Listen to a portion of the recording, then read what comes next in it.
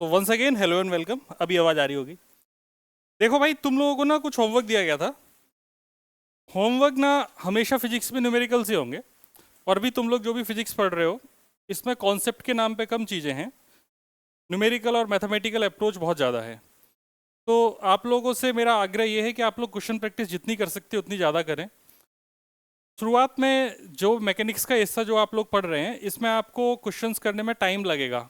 आप लोग जब क्वेश्चंस किए होंगे होमवर्क के, तो आपको समझ में आ रहा होगा कि क्वेश्चंस थोड़े से ऐसे हैं कि जिनसे उलझना पड़ता है। तो उनसे उलझना है। जैसे जैसे क्वेश्चन से उलझते जाओगे, तुम्हें धीमे धीमे कंफर्टेबल होते जाओगे क्वेश्चन के साथ, और फिर तुम्हारी अप्रोच डेवलप होगी। तुम्हें अगर कोई चीज़ समझ में नहीं आ रही है कोई क्वेश्चन में, क्वेश्चन को जब तक पढ़ो जब तक कि वो क्वेश्चन ना समझ में आ जाए, फिर अप्रोच उसको करो चित्र वित्र बनाने के बाद, जैसा कि पहले बता रखा है। और फिर अगर नहीं होता है तो डाउट बन जाएगा तुम्हारा, वो डाउट क्लास में आके पूछ लेने का। जैसे आप लोगों को जो भी क्वेश्चन दिए थे, तुम किसकी कॉपी में टिक किए थे? आपकी में? जिसको डाउट है बिंदास होके डाउट पूछ सकता है या पूछ सकती है, जो भी। चलना भाई।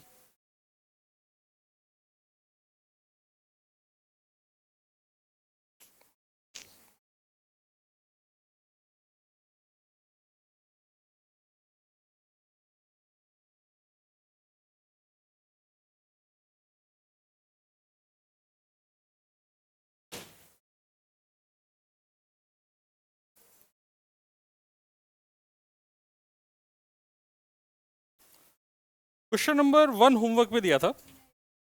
जिससे डाउट है वो खुल के डाउट पूछे, किसी के मन में कुछ भी अतरंगी सवाल आ रहे हो वो पूछ सकता है। क्वेश्चन नंबर 1 में कोई डाउट है तो पूछ सकता है। जैसे इसमें बोला गया है कि if the body is moving in a circle of radius R with constant speed v, angular velocity पूछी है। तुमको एक फॉर्मूला लिखाया था, v is equal to omega R, लिखाया था ना। तो v is equal to omega R अगर इस्तेमाल करेंगे तो ओमेगा की वैल्यू v बाई आर हो जाएगी, ऐसा उसने क्वेश्चन में पूछ रखा है। आई आई आई, थोड़ी शर्म आई। क्वेश्चन नंबर 2 आप लोगों से नहीं हुआ होगा, हो गया है ना? कुछ लोगों से नहीं हुआ होगा। ये क्वेश्चन नंबर 1 है। क्वेश्चन नंबर 2 ये कहता है कि अर्थ की एंगुलर वेलोसिटी बता दो। तो अर्थ की एंगुलर वेलोसिटी का मतलब ये हो गया कि अर्थ अपने एक्सिस पे घूम रही है।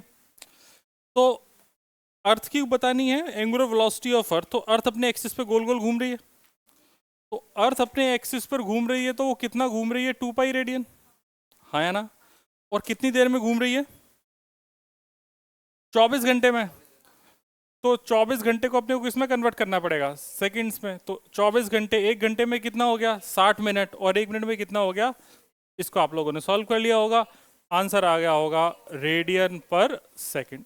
कर लिया होगा ना? फिर क्वेश्चन नंबर 4 की बात करी जाए। 4 में डाउट है ना? 3 नहीं दिया था? दिया था क्या? नहीं ना, हाँ 4 दिया था। कर लिया था, वेरी गुड। किसने किया? A body is moving in a circular path with acceleration A. एक बॉडी सर्कुलर पाथ पर घूम रही है जिसमें इसका एक्सेलरेशन ए है। A can be net acceleration और A can be centripetal acceleration, हमें चेक करना है। If its velocity gets doubled, find the ratio of acceleration. इसका मतलब ये इसमें जो एक्सेलरेशन है सेंट्रीपिटल ही रहा होगा।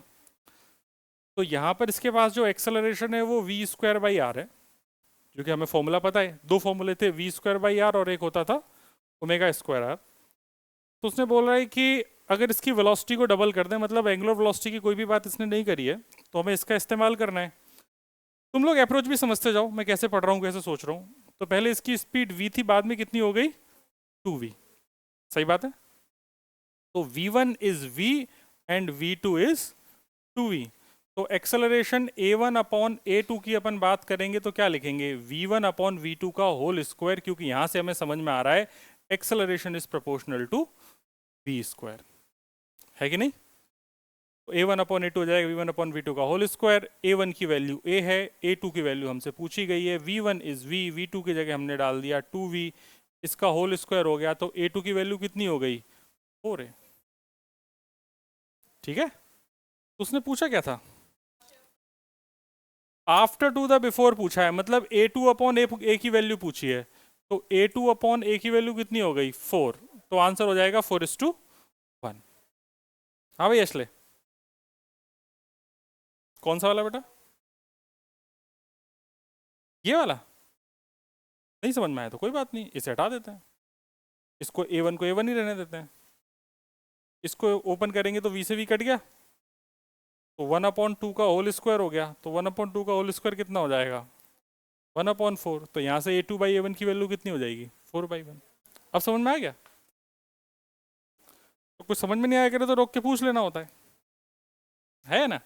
गणित है पूरा, फिजिक्स नहीं है। क्वेश्चन नंबर 5 में बात करेंगे। 5 में कोई डाउट है क्या? थ्योरी का क्वेश्चन है। यूनिफॉर्म सर्कुलर मोशन में स्पीड कांस्टेंट रहेगी। स्पीड कांस्टेंट रहेगी तो हाफ mv² के हिसाब से मास तो कांस्टेंट है ही, तो इसका मतलब स्पीड भी कांस्टेंट है, मास भी कांस्टेंट है, तो काइनेटिक एनर्जी भी कैसी हो जाएगी? कांस्टेंट। ठीक है ना? फिर कौन सा क्वेश्चन दिया था आपको? क्वेश्चन नंबर 3 होम असाइनमेंट में।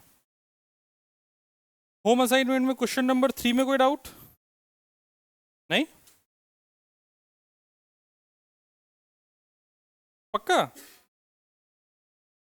पैराबोला पाथ नहीं बन रहा क्या? क्यों?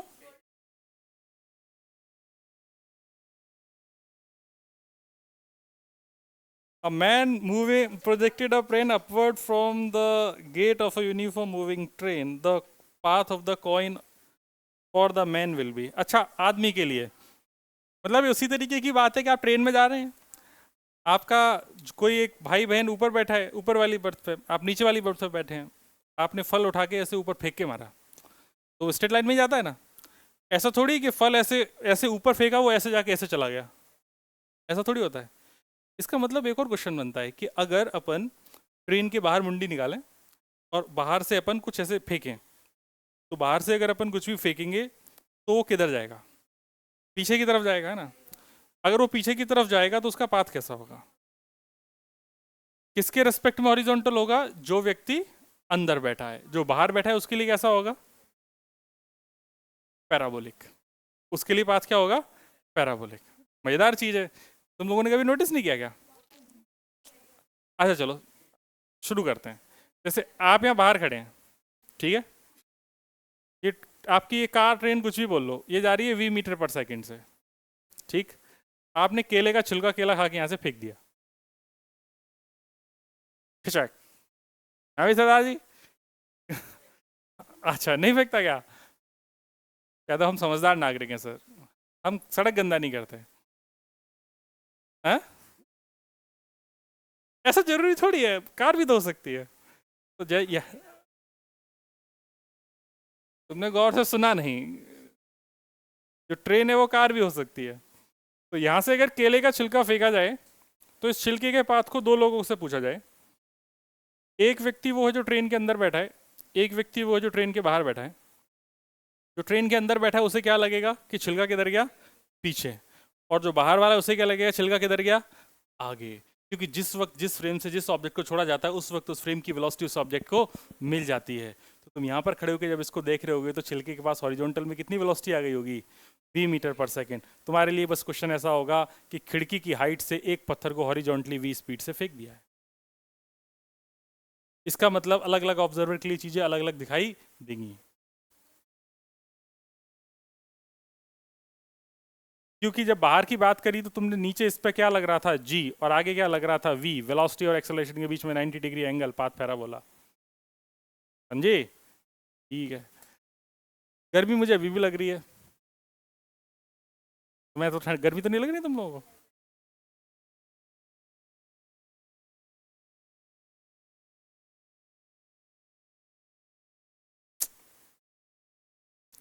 क्वेश्चन नंबर 4, क्या दोनों का समीशन 90 डिग्री है? क्या दोनों एंगल का समीशन 90 डिग्री है?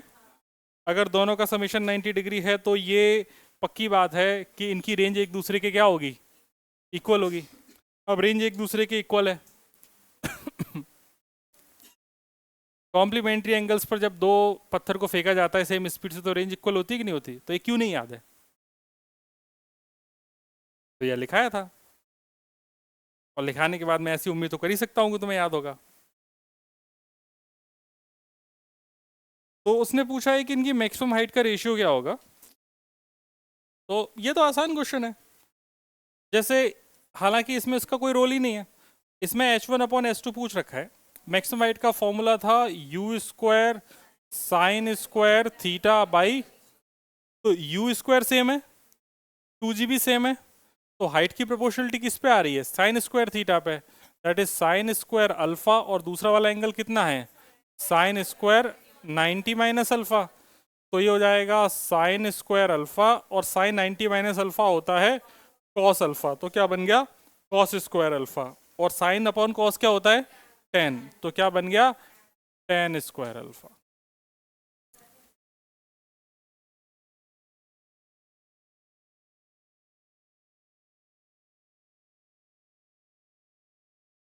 अरे तो आगे आ जा यार, हाँ आजा, अरे तो आ तो सही, ये भी है कि बैठना भी उन्हीं के संग है। अगर हम क्वेश्चन नंबर 6 में कोई डाउट है बेटा, है? आज कितने लोग हैं जो होमवर्क करके नहीं आए? अरे हम झूठ बोल रहा है, सदाजी देखना जरा, चेक करना, एक क्वेश्चन नहीं पूरे चेक करने हैं, चेक कर, उसकी पार्टी में मेरी पार्टी में, अब तो मुझे ही चेक करना पड़ेगा। बताओ भैया, कहाँ चेक किया है? ठीक, वेरी गुड।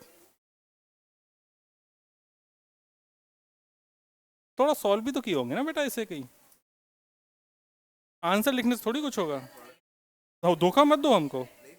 हाँ।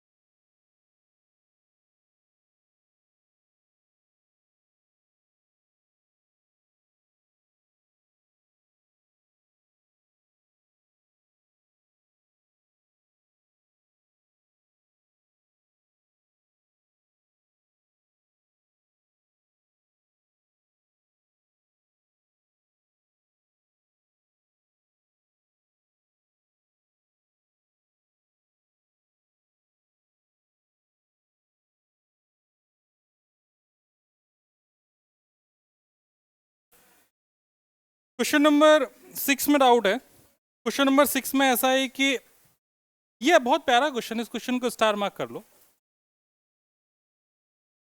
ये क्वेश्चन ऐसा कह रहा है कि a ball is thrown from the ground to clear a wall 3 metre height, मतलब एक 3 मीटर ऊंची दीवार को पार करने के लिए मैंने एक पत्थर को फेंका, तो इस दीवार की जो हाइट है वो कितनी हो गई 3 मीटर। यहां से दीवार की जो दूरी है 3 metre high and distance of 6 metre, मतलब थोड़ा मैंने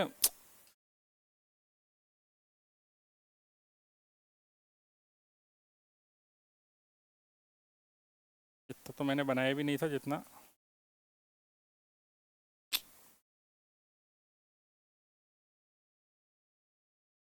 मतलब ऐसा है कि एक दीवार है जो 3 मीटर ऊंची है, यहाँ से ये 6 मीटर दूर है, यहाँ से हमने एक पत्थर को फेंका और ऐसा फेंका कि इससे जस्ट टच करता हुआ ये जा रहा है, जस्ट इसको क्रॉस कर जाए, तो वो बोल रहा है and falls 18 metre away from the wall, इस वॉल से 18 मीटर पीछे ये जाके गिर गया पत्थर, ऐसा उसने बोला है। तो बोल रहा है एंगल ऑफ प्रोजेक्शन क्या होगा, ऐसा हमें बता दीजिए। ये क्वेश्चन तुम्हें देखने से कभी नहीं समझ में आएगा कि आखिर इसे कौन से फॉर्मूले से करना है, लेकिन जब भी इस तरीके की चीज़ें दिखे ना, तो इस पर्टिकुलर इस टाइप के क्वेश्चंस के कोई बॉल टच करते हुए जा रही है किसी वॉल को, ये हमेशा इक्वेशन ऑफ ट्रेजेक्ट्री से होंगे क्वेश्चन, तो तुम्हें कभी अप्रोच ऐसे पता नहीं चलेगी, इसमें तुम लोगों ने खूब टाइम बर्बाद किया होगा, है ना, और हुआ नहीं होगा। ये अच्छी बात है अगर हो गया तो, वरना अगर टाइम दिया है ना, तुम्हें बहुत अच्छा लगेगा कि फॉर्मूला इससे होगा, y is equal to x tan theta 1 minus x by R, ठीक है। इसमें देखो तो इस पर्टिकुलर इस पॉइंट के कोऑर्डिनेट की बात करें तो 6,3 इसके कोऑर्डिनेट हैं कि नहीं, तो इसका जो ये x, y देखेंगे तो x की वैल्यू कितनी है 6, और y की वैल्यू कितनी है 3, तो ये 3 है, ये 6 है, ये टेन थीटा है, ये 1 माइनस एक्स के कितना डाल दिया 6, और r मतलब रेंज हो गई, रेंज कितनी है? 18 प्लस 6, 18 और 6 कितना होता है? 24। ठीक है, तो इसको सॉल्व कर लेंगे, सॉल्व करके टेन थीटा आ जाएगा। तो 1/2 टेन थीटा 1 माइनस ये 1/4 हो गया, तो ये हो जाएगा 1/2 टेन थीटा 3/4 हो गया। इसको सॉल्व कर लिया तो टेन थीटा की वैल्यू कितनी आ रही है? 2/3। तो थीटा की वैल्यू कितनी आ गई? Tan inverse 2/3। बहुत प्यारा क्वेश्चन है, ठीक है, रिवीजन के लिए बढ़िया है। हाँ भाई एशले, हो गया था क्या ये वाला? ये ऐसे इनवर्स लिखना तुमको सीखोगी अभी मैथ्स में, कोई बात नहीं। जैसे क्या होता है, इसको लिखने का एक तरीका होता है। जैसे मान लो मैंने लिखा है sine theta is equal to alpha लिखा है, कोई भी एक वैल्यू है, तो तुम ऐसा लिख सकती हो थीटा, इसको इधर इनवर्स ले लेंगे तो हो जाएगा साइन इनवर्स और इधर एज इट इज अल्फा। ठीक है, समझ गई? तो ये थोड़ा गणित का हिस्सा है, इन्हें नहीं पता है, पता चल गया होगा। Question number 7, a ball is projected with v naught at an angle of elevation 30 degree. तो बोल रहा है इनमें से कौन सी बात सही है? तो अगर किसी भी बॉल को आप ऐसे फेंक देंगे स्पीड v नॉट से एट एन एंगल 30 डिग्री, तो इसके दो कंपोनेंट होंगे, ये वाला हो जाएगा v नॉट कॉस 30 और ये वाला हो जाएगा v नॉट साइन 30। हमको पता है कभी भी चेंज होने वाला नहीं है, तो एक एक की बात कर लेते हैं।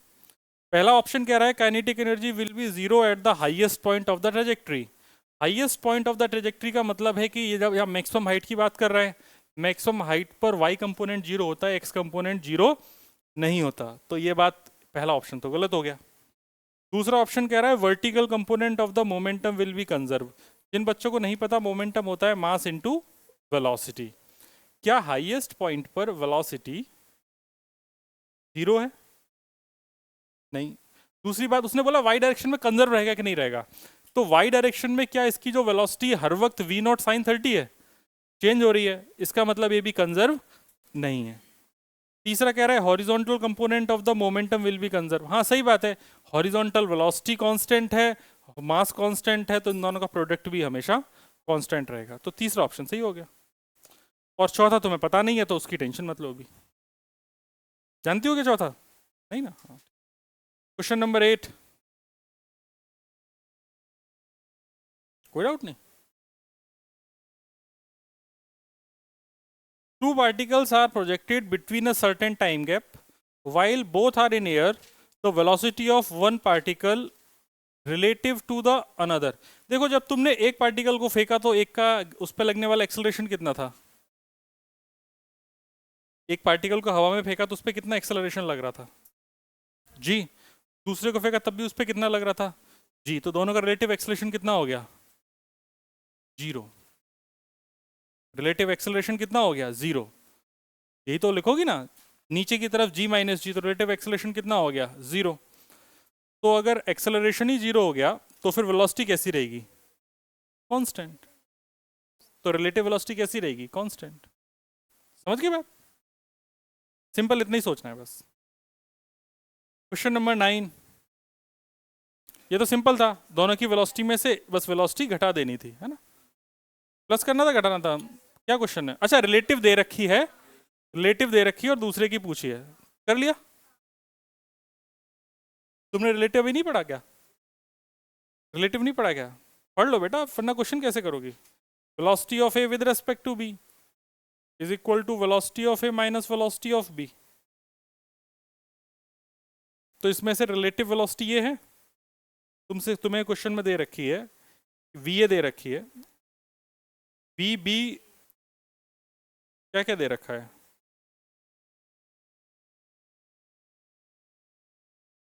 To captain of ship A traveling with velocity A and second ship velocity VA and second ship B appears to have a velocity V.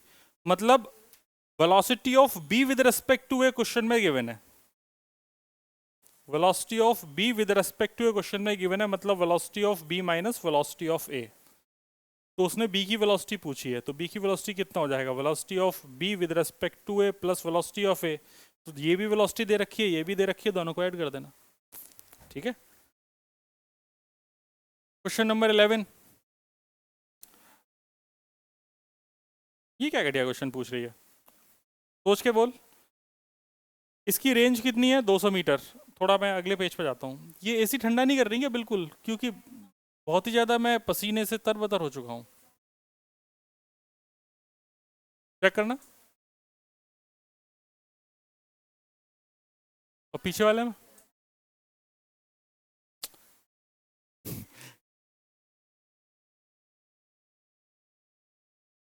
आ रही है।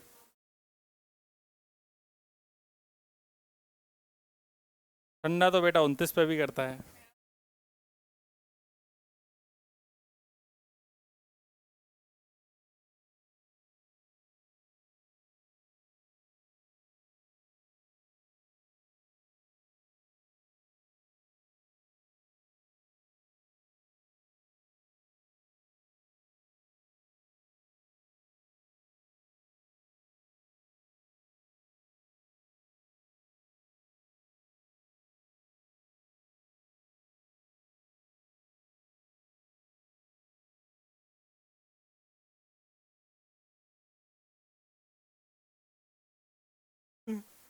क्वेश्चन नंबर 11 कह रहा है कि किसे डाउट था 11 में, ए तुम छोरे होमवर्क करके नहीं आएगा यार, करके आए ना, ठीक। An arrow is shot in into no, an arrow is shot into air. Its range is 200 metre. सुदीति, ये इनका अंतिम मौका है कि अगर ये 12 तक जितनी सीखी उसके बाद ये कभी नहीं सीखेगी हिंदी। कम से कम बात करने के लिए तो होनी चाहिए।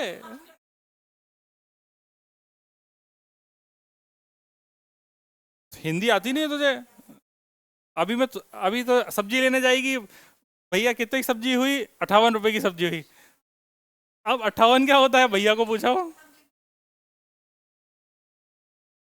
एक काम करते हैं, ब्लिंकिट को लेके चलते हैं यहाँ से 60 किलोमीटर दूर। रेंज 200 मीटर दे रखी है, टाइम ऑफ फ्लाइट अपने को 5 सेकंड दे रखा है। बिटिया क्या डाउट है इसमें, इसको तुमने रेंज का एक फॉर्मूला पढ़ा है, U X sorry two U X U Y by G, सुना है? बोल हाँ। इस रेंज को कैसे निकाला था, ये रेंज था you x into time of flight.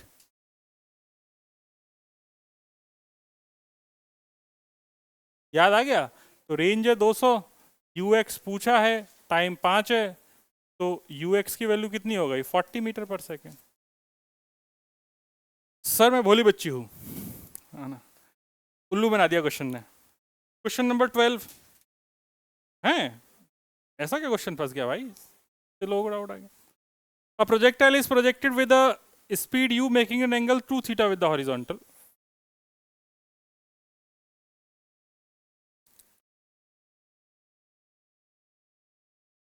What is the speed when its direction of motion makes an angle theta with the horizontal? Wow, wow, wow. What is the speed when its direction of the motion makes an angle theta with the horizontal? तो भाई एक वक्त ऐसा आया होगा कि जब इसकी जो स्पीड है वो स्पीड का ये एंगल कितना हो गया होगा, थीटा। तुम बहुत भोली हो, वो इनिशियल एंगल है। इस वक्त इसकी स्पीड v क्या है ये जानने की इच्छा है, ठीक है।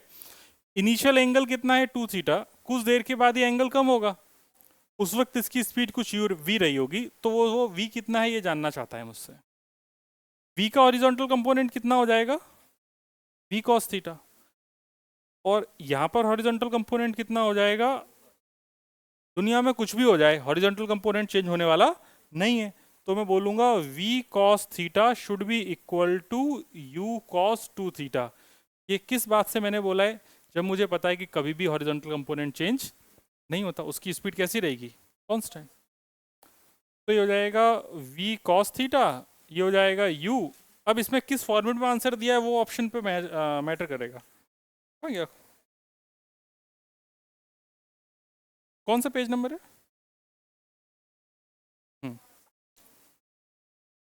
तो ये जानने की इच्छा रखता है। अच्छा, इसने डायरेक्टली बात तो नहीं करी है, कोई ऑप्शन इसने मैच कराने की कोशिश करी है।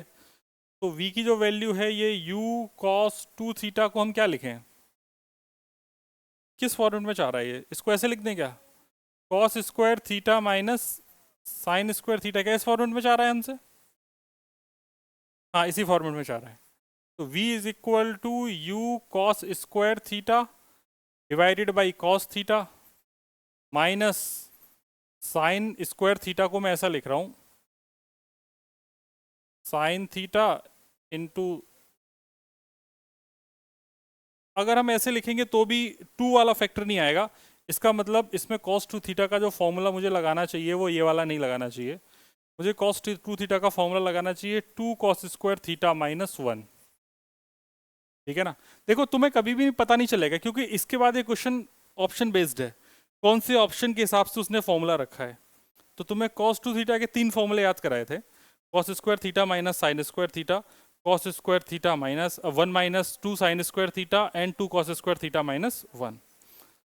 तो ये हो जाएगा तुम्हारे पास u, यहाँ पर हो जाएगा 2 cos square theta divided by cos theta minus 1 upon cos theta, इससे कट गया तो v हो जाएगा u into 2 cos theta minus 1 upon cos theta होता है sec थीटा। ठीक है, क्वेश्चन नंबर 13,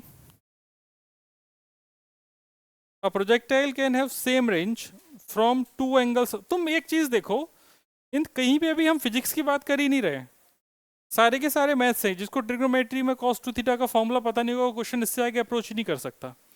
फिजिक्स कहाँ पे खत्म हुई थी कि इन दोनों का जो हॉरिजॉन्टल कंपोनेंट है ये हमेशा एक दूसरे के बराबर होगा, फिजिक्स तो यहाँ खत्म हो गई। इसके बाद से तो मैथ शुरू हुआ है ना, आया ना,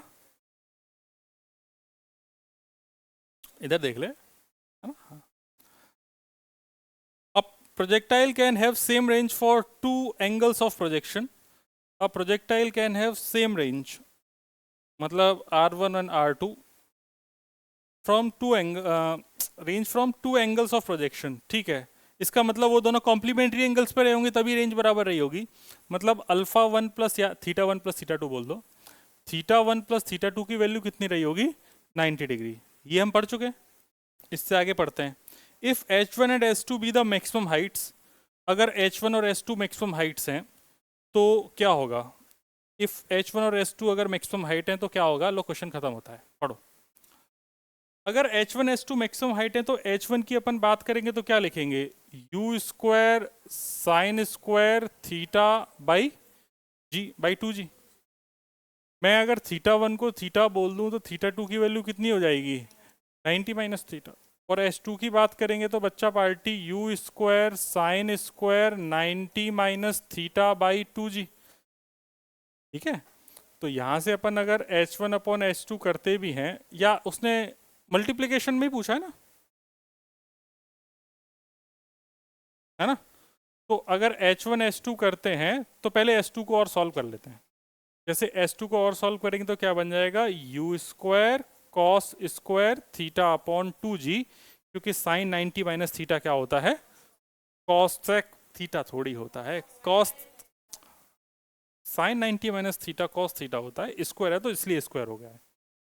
अब इन दोनों को मल्टीप्लाई कर देंगे, इस H1 और इस H2 को। तो मैं मल्टीप्लाई यहीं करना चाहता हूँ, तो जगह की अपने पास कमी तो है ही नहीं, बताओ जा, गंदी बात।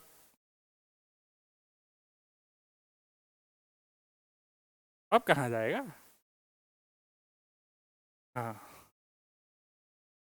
तो जैसे आप इन दोनों को मल्टीप्लाई करने की कोशिश करेंगे तो आपको ऐसा दिख रहा होगा, you square into you square into sign square theta cos square theta divided by 2g into 2g, ऐसा दिखा क्या, है ना। इसको मैं ऐसे लिख दूं क्या, you square sign theta cos theta divided by 2g इस पूरे का होल स्क्वायर, आया ना। और रेंज मेरे पास हुआ करती थी U square 2 sine theta cos theta by G. याद आई रेंज? फॉर्मूले तो तुम्हें याद है ना बेटा? अब तो लिस्ट भी बन गई है। कितने नालायकों की अभी नहीं बनी? तू तो लास्ट क्लास में दिखाने वाला था। हाँ,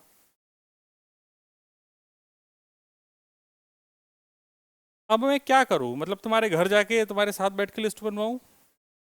शाम तक बन जाएगी? क्योंकि मैं एक हद तक ही तो एफर्ट लगा सकता हूँ ना बेटा। उसके बाद जिंदगी तुम्हारी तुम्हारे हाथ में है। ज़्यादा से ज़्यादा तुम्हारे घर वालों को बोल सकते हैं, वो भी बोल दिया। उसके बाद भी अगर नहीं करो तो फिर अब इससे ज़्यादा हम नहीं कुछ कर सकते। इस टू को नीचे ले आया। बेटा ये अभी रेंज की बात कर रहा हूँ, रेंज का फॉर्मूला है। अब इस वाले को मैं इधर लेके आ रहा हूँ, तो मैं क्या लिखूंगा? H1 H2। गौर से देख, इस पूरी चीज को क्या लिखा जा सकता है? R/2 लिख सकते कि नहीं लिख सकते? आया ना? तो देख 1/2 तो ये गया, और इसके बाजू में ये गया R/2, और इस पूरे का अभी भी क्या है? Whole square. तो ये H1/H2 की वैल्यू R²/16 हुई कि नहीं हुई? आया ना? तो इसको आप लिख सकते हो R = 4√H1 H2। Option match कर लो जो भी आ रहा है। आ गया मजा? ये सब ये आपके कॉम्पिटिटिव एग्जाम्स के क्वेश्चन हैं। आप बोर्ड के लिए देख रहे हैं कि तो होम असाइनमेंट में इसलिए दिए ताकि आपकी दिमाग की बुद्धि थोड़ी सी खुले। आपको तो बुझेगी तो नहीं। अच्छा, तुम लोग अपने आप को ना, एक समस्या है कि तुम लोग अपने को बहुत कम आंकते हो। तुम लोगों को ऐसा लगता है कि तुम्हारे पास की दिमाग में तो दिमाग की थोड़ी सी कमी है, तुम्हें क्वेश्चन अप्रोच नहीं कर पाओगे, या ये तुम्हारी लिमिट के बाहर है, या हम सिर्फ बोर्ड ही पढ़ रहे हैं तो हमें क्यों नहीं करना चाहिए। ऐसा नहीं है। ऐसा अगर तुम मान लोगे ना तो फिर बहुत फेक कॉन्फिडेंस आ जाएगा तुम्हारे अंदर।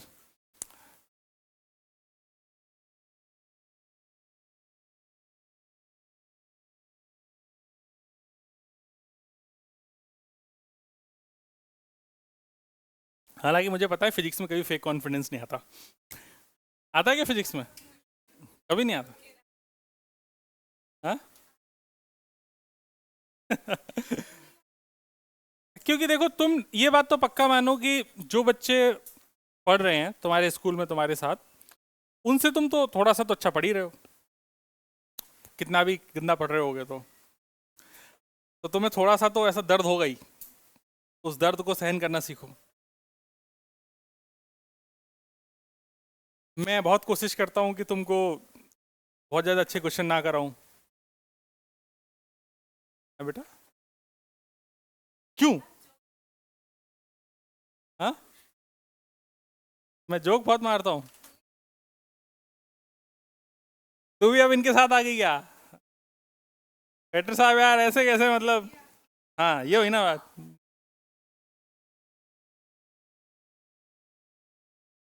मुंह पे बोल दिया नालायक ने। हाँ भाई छोरो, ये बताओ तुम्हारी, तुम और भी लोग थे ना, कोई कुछ लड़के कम क्यों लग रहे हैं? कहाँ? शिलोंग गए हैं क्या? शादी वादी तो नहीं हुई ना किसी की? हाँ ठीक है।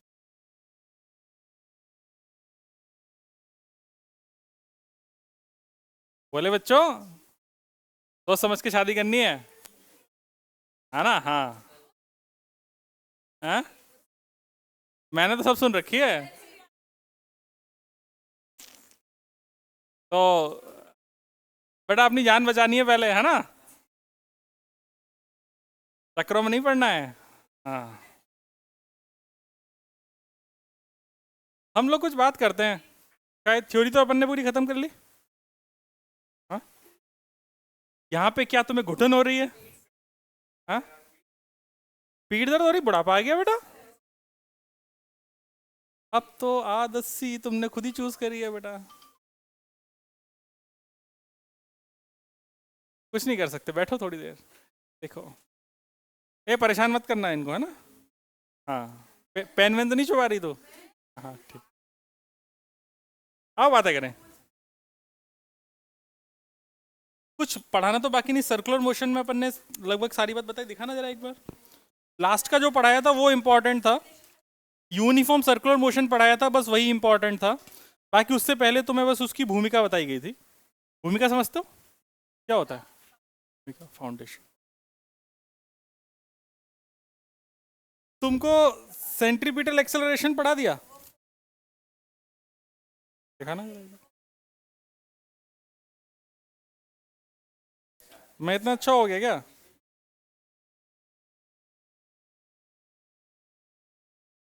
वाह, ठीक है।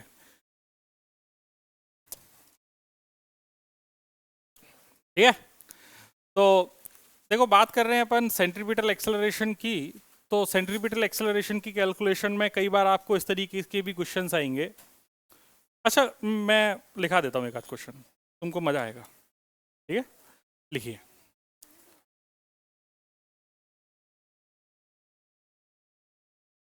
A stone completes a stone completes हाँ लिखो दीदी। A stone completes 20 revolution A stone completes 20 revolution in 10 minutes. In 10 minutes, if mass of the stone is 2 kg, if mass of the stone is 2 kg and radius is 2 meter,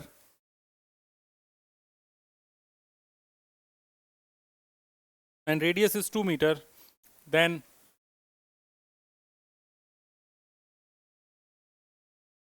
find centripetal force. Then find centripetal force. Centripetal force, ठीक है। Centripetal force का मतलब है कि force is equal to mass into acceleration होता है। तो ये सेंट्रीपिटल फोर्स चाहिए, मतलब तुम्हारे पास क्या पता होना चाहिए? Centripetal acceleration. सेंट्रीपिटल एक्सेलरेशन की कैलकुलेशन में तुमको ध्यान ये रखना है कि इसके दो फॉर्मूले थे, एक था वी स्क्वायर बाई आर और दूसरा था ओमेगा स्क्वायर आर। तुम्हें क्वेश्चन में दिया गया है, उसे पढ़ के देखो उसने क्या बोला है। बोलना क्या बोला है क्वेश्चन में? 20 रिवॉल्यूशन, बोलती नहीं है ना लाइक। 20 रिवॉल्यूशन इन कितनी देर? 10 मिनट्स। मतलब वो एक चक्कर काटा, फिर दो चक्कर काटा, ऐसे 20 चक्कर काटे, 20 रिवॉल्यूशन कंप्लीट किए उसने कितनी देर में? 10 मिनट में। ठीक है, यहां से जब भी ऐसा डेटा लिखा हो कि particular revolution in particular time, तो इससे हम हमेशा ओमेगा की कैलकुलेशन करेंगे। ठीक है, इसकी कैलकुलेशन करेंगे ओमेगा की। अब सुन लो कैसे करेंगे, पहले समझना इंपॉर्टेंट है। ठीक है, इसलिए देखो 20 रिवॉल्यूशन ऐसे लिख लो, 20 रिवॉल्यूशन, अरे यार 20 रिवॉल्यूशन पर 10 मिनट ऐसा लिख सकते हैं सबसे पहले। अगर आवर्स में तो आवर्स में लिख लो। फिर उसके बाद देखो कि रिवॉल्यूशन, एक रिवॉल्यूशन में कितने रेडियन थे? 2 पाई। तो ये हो गया 2 पाई रेडियन। और एक मिनट में कितना टाइम होता है? 60 सेकेंड। तो यहां से तुम्हें समझ में आ गया होगा कि ये दो, ये हो जाएगा तुम्हारे पास 30 और ये हो जाएगा 15, तो बचेगा पाई बाई 15 आफ्टर ऑफ काटम पीटी रेडियन पर सेकेंड। और तुमको पढ़ाया था तब बोला था ओमेगा हमेशा किस में लेना है? रेडियन पर सेकेंड। ठीक है ना। ओमेगा का वैसे एक और नाम होता है एंगुलर फ्रीक्वेंसी। फ्रीक्वेंसी नहीं, क्या नाम बोला है? Angular frequency. वेलोसिटी भी है, इसको एंगुलर फ्रीक्वेंसी के नाम से भी जानते हैं। कब? जब तुम इसको एसी में पढ़ोगे। कोई बात नहीं, एसी मतलब ऑल्टरनेटिंग करंट। हाँ हाँ, तो अब क्या 11th कर ली, 12th नहीं करना क्या? 11वीं के बाद शादी हो जाएगी या तुम्हारी, फिर पढ़ाई छूट जाएगी? ऐसा तो नहीं है ना। फिर हम बात करेंगे एम इंटू ए सी की वैल्यू डाल देंगे, तो ए सी की वैल्यू कितनी हो गई? Omega square are. मास कितना दिया है? 2। ओमेगा स्क्वायर मतलब ये वैल्यू डाल दी पाई बाई 15 का स्क्वायर, और आर की वैल्यू कितनी है 2, तो हो जाएगा 4 into pi square divided by 225 newton. Answer आ गया। और अगर आपको एक और डेटा बताया जाए, पाई स्क्वायर की अप्रोक्सीमेट वैल्यू 10 होती है।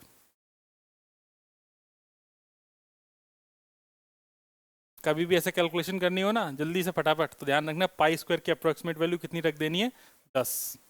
तो जो अब न्यूट ये आएगा फोर्स, वो आ जाएगा अप्रोक्सीमेटली आएगा। इस साइन का मतलब होता है अप्रोक्सीमेटली। 4 into 10 divided by 225। आप लोग सॉल्व कर सकते हैं इसके बाद। तो 5 दूनी 10, 5 चौके 20, 55 25, 4 दूनी 8, 8/45 न्यूटन आ जाएगा। ठीक है क्या? हाँ जो भी है। तो ये कैलकुलेशन तुम्हारे पूरे पल्ले पड़ गई।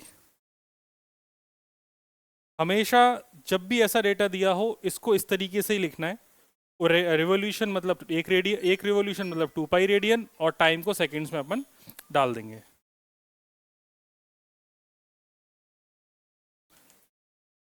भाई दीदी क्यों फोन कर रही हैं?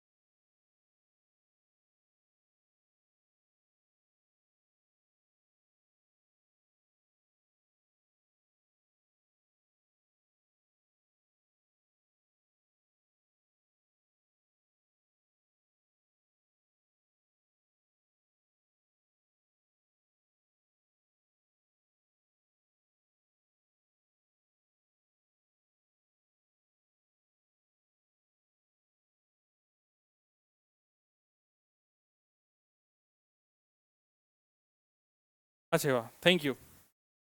कौन बोला? समझदार है लड़की। हाँ, जिसमें जिसमें आवाज नहीं है ना, वो उसमें सच में प्रॉब्लम हो रही है। वो हमसे पूछ लेना, तुम्हें जो भी डाउट है उसमें, जो जिसमें पढ़ा है ना, वो हमसे क्लास के बाद पूछ लेना। तू ही कर रही है क्या? अच्छा, इसको मैं उस साइड कर दूंगा तुम्हारी तरफ, तुम्हें देखते रहो।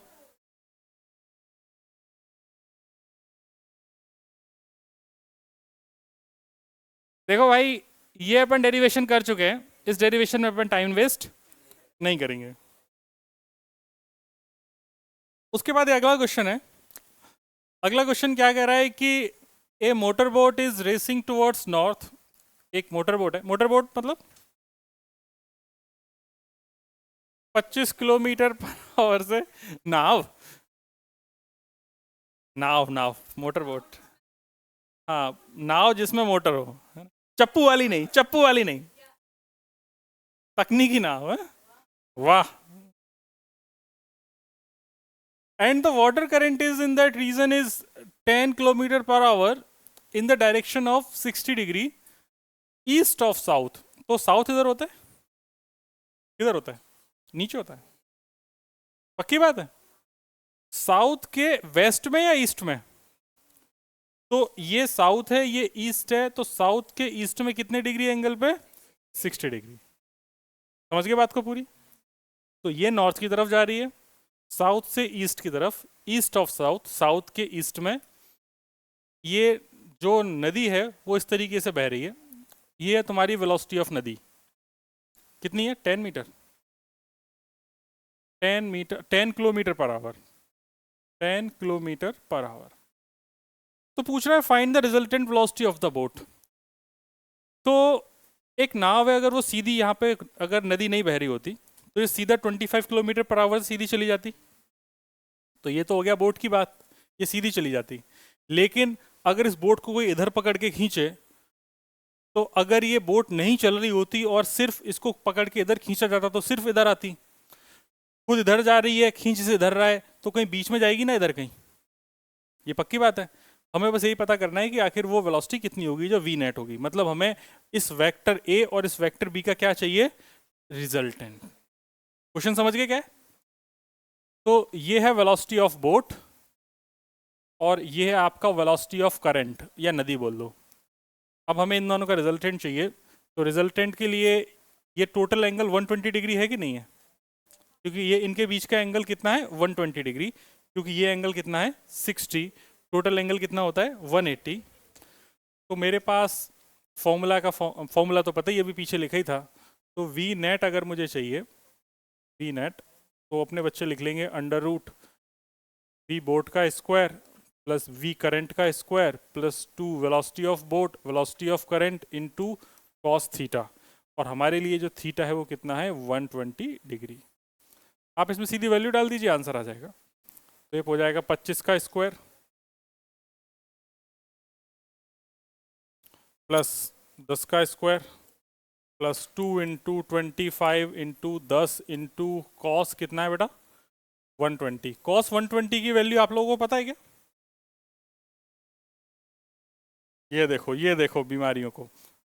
कॉस 120 मतलब सबसे पहले इसको हम लिख सकते हैं कॉस 180 माइनस 60। बेसिक मैथ्स वापस से सीखो। कॉस 120 मतलब कौन सा क्वाड्रेंट हुआ? Second quadrant. सेकंड क्वाड्रेंट में कॉस कैसा होता है? नेगेटिव। तो ये हो जाएगा कॉस 60। कॉस 60 कितना होता है? 1/2। तो कॉस 120 की वैल्यू कितनी हो गई? -1/2। याद आ गया सब?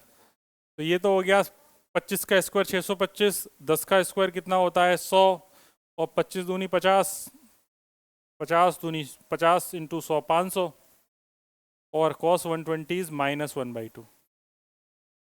ठीक है?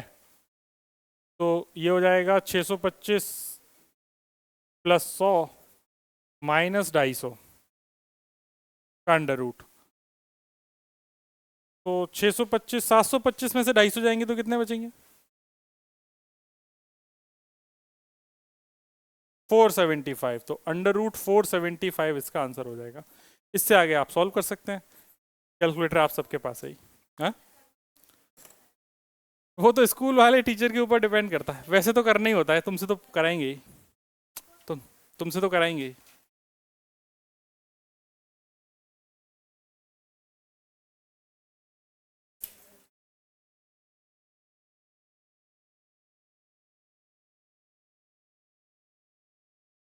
कितना आ रहा है? 21 पॉइंट, ठीक है। बच्चे कह रहे हैं इसका आंसर आ रहा है 21.79। ऐसा बच्चे कह रहे हैं, मुझे नहीं पता। हम्म,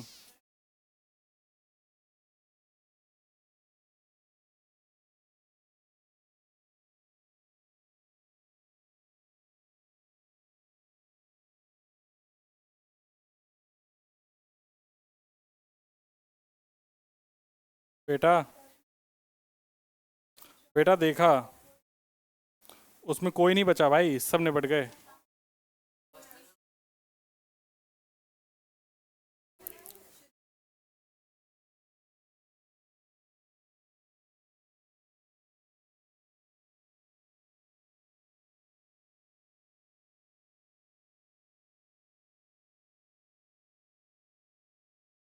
क्या हो गया बहन? हाँ, किसके ऊपर शक है?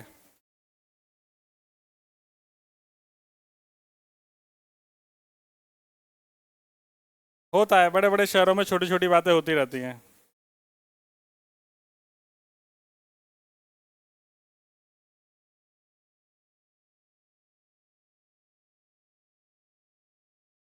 चलें अगले क्वेश्चन पे।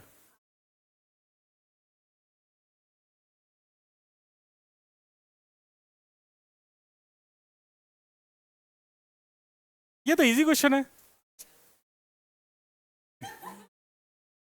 क्यों नहीं हो पाएगा क्या? फटाफट कर दिया जाए। इसमें पोजीशन दे रखी है, वेलोसिटी चाहिए और एक्सेलरेशन चाहिए, तो वेलोसिटी के लिए एक बार डिफरेंशिएट करेंगे और एक्सेलरेशन के लिए दो बार डिफरेंशिएट कर दें।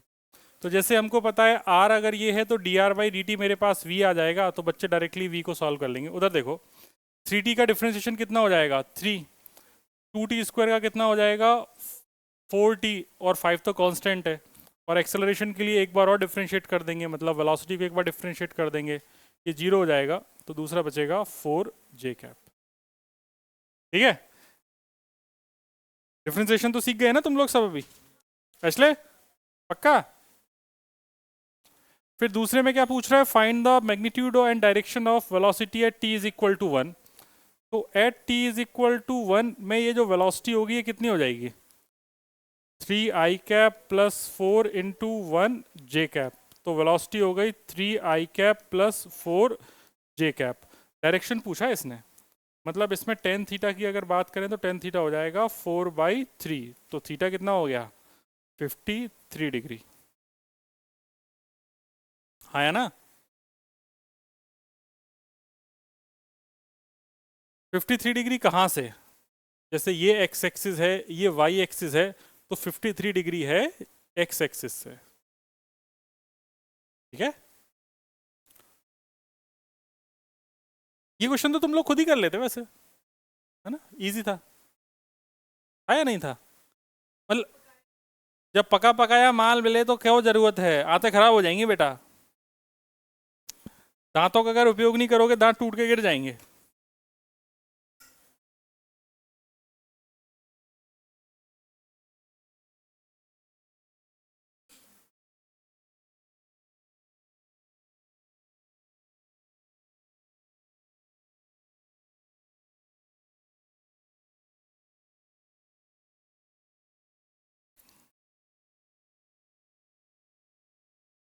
छाप लिया ईशान भाई? अगला क्वेश्चन, अगला क्वेश्चन करो, अगले क्वेश्चन में हाथ पर चलाओ।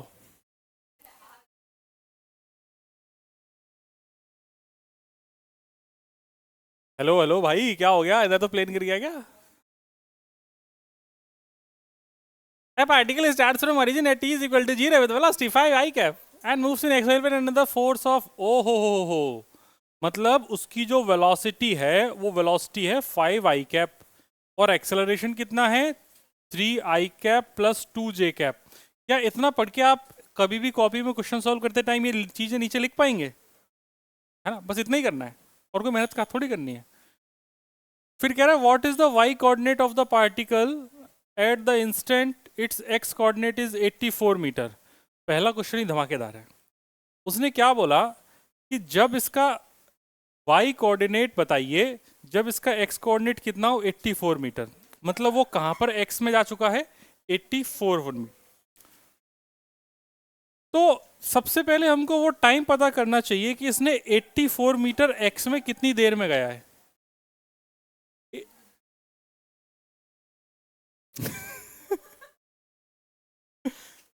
ये दोनों भी इधर आ गए अब तो यार।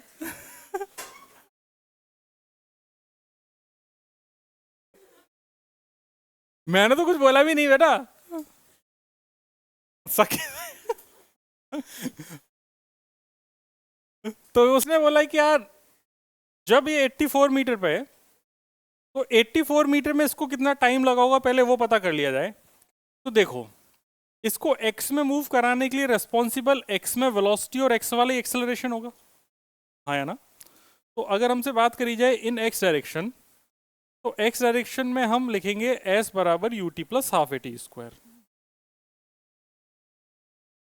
अब सुनना, तो s डायरेक्शन में इसके पास कितना चलना है इसको 84 मीटर, x डायरेक्शन में इसकी इनिशियल वेलोसिटी कितनी है 5, टाइम मुझे पता करना है,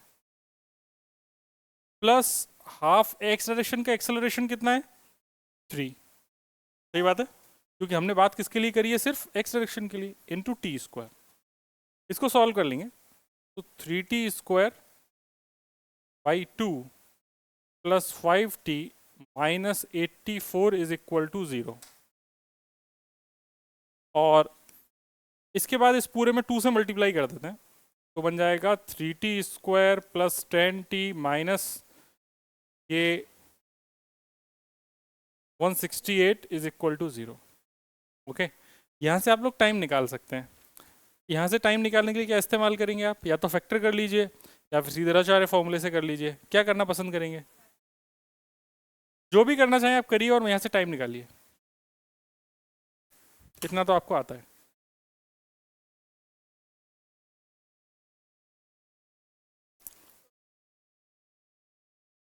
साढ़े 3 क्वेश्चन हो चुके हैं, 3.5, तीसरे चैप्टर का 5वां क्वेश्चन।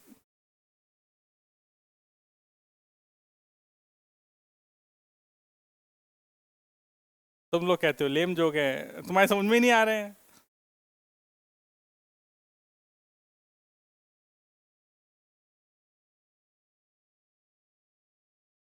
बाकी जोक मुझे आते नहीं है।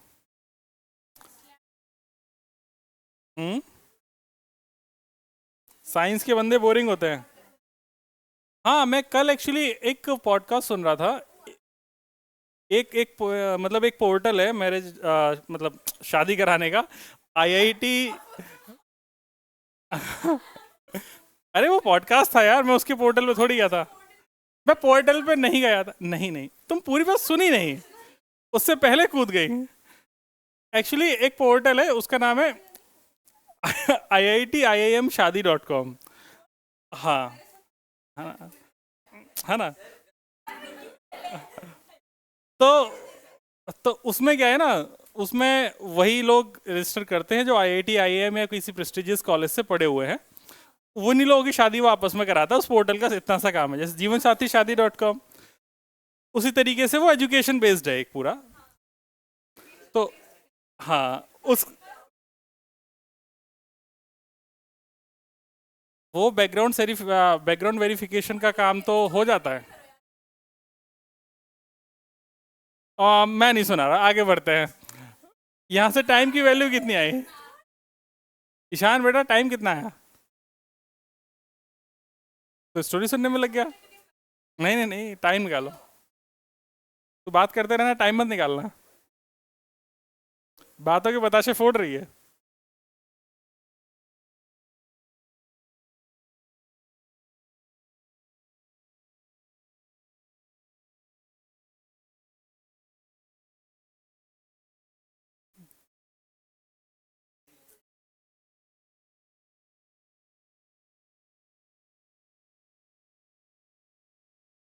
हो जाए तो बता देना मुझे।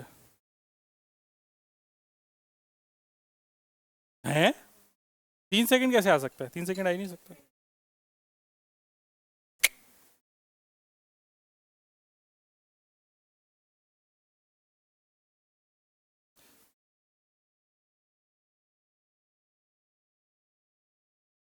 मुझे नहीं पता है कैलकुलेशन। इतना फैक्टर तो मैं तुमसे उम्मीद कर ही सकता हूँ, 10th पढ़ के आए हो कि फैक्टर तो कर ही लोगे क्वाड्रेटिक इक्वेशन के।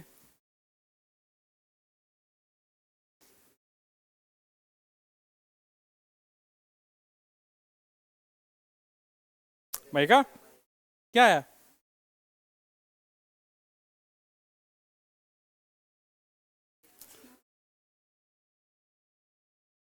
हैं?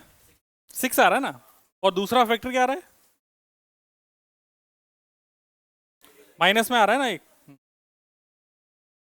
मेरे प्यारे भोले बच्चों, जैसा कि आप लोग जानते हैं श्रीधराचार्य एक फॉर्मूला होता है, minus B plus minus under root B square minus 4ac upon 2a।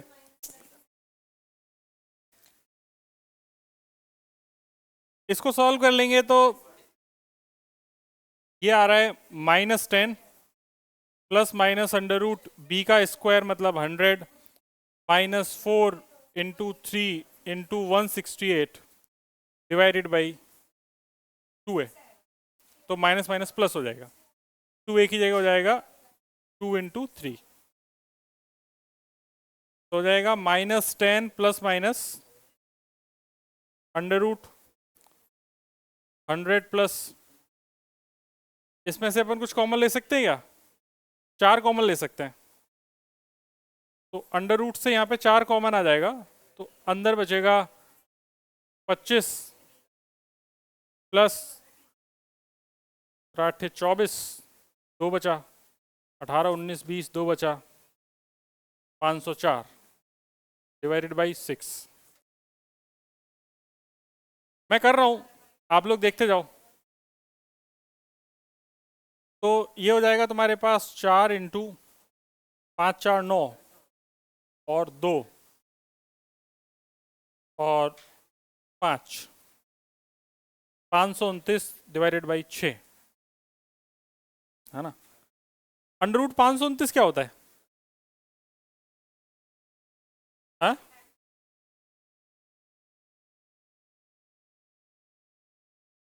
इसको अलग सॉल्व करके कर दें। अंडर रूट 529 क्या होता है? 525 मतलब 11 से थोड़ा सा ज़्यादा ही है ना। तो अरे 525 मतलब 15 से, एक मिनट, 529, गंदी बात, 529 का अंडर रूट 23 होता है। तो ये हो जाएगा -10 प्लस माइनस ये हो जाएगा 2 इंटू 23 डिवाइडेड बाई 6, 23 दूनी होता है 46, तो -10 प्लस माइनस 23 दूनी 46 बटा 6। तो एक हो जाएगा तुम्हारे पास 56 बटा 6 और दूसरा हो जाएगा माइनस का माइनस माइनस ज़्यादा हो जाएगा। नहीं नहीं नहीं, मैंने कुछ गलत कर दिया। 40 में से 10 गए तो 36 बटा 6 और एक आएगा माइनस का 56 बटा 6। टाइम निगेटिव हो नहीं सकता, तो इसकी वजह से टाइम की जो वैल्यू आ रही है वो आ रही है 6।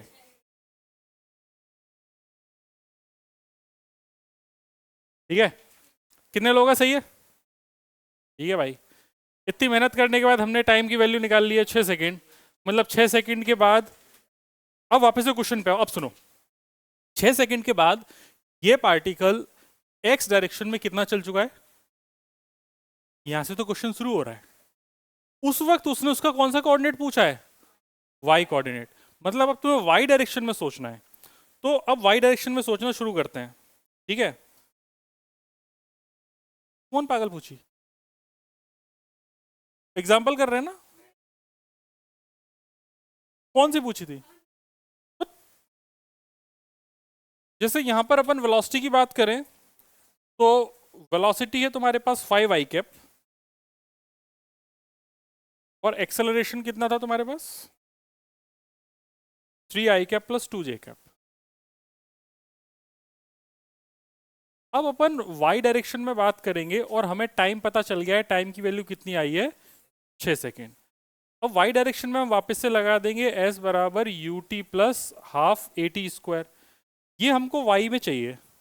y डायरेक्शन में इनिशियल वेलोसिटी कितनी है, 0, क्योंकि कुछ है ही नहीं, तो मैं इसको 0 जे कैप लिख सकता हूँ, तो 0 प्लस हाफ एक्सेलरेशन y में कितना है 2 और ये टाइम कितना है 6, तो आंसर कितना हो गया 36 मीटर। तो y डायरेक्शन में कितना चलेगा 36 मीटर। ठीक है।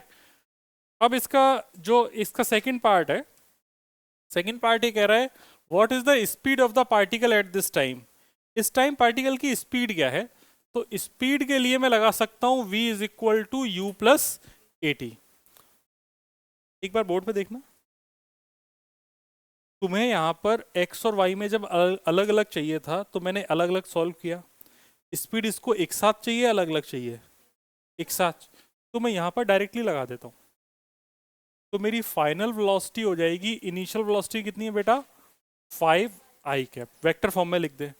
एक्सेलरेशन कितना है तुम्हारे पास 3 आई कैप प्लस 2 जे कैप, इनटू टाइम कितना है 6। इसको सॉल्व कर लो, ये तुम्हारी वेलोसिटी आ गई सेकंड पार्ट की। ठीक है, तो 5 आई कैप प्लस 6 तिया 18 आई कैप प्लस 6 दूनी 12 जे कैप, 18 और 5 23 आई कैप प्लस 12 जे कैप, ये हो गई तुम्हारी वेलोसिटी। कब, एट टी बराबर 6 सेकेंड। समझ गए बात को, तुम अप्रोच समझ रहे हो, वही समझनी है ना।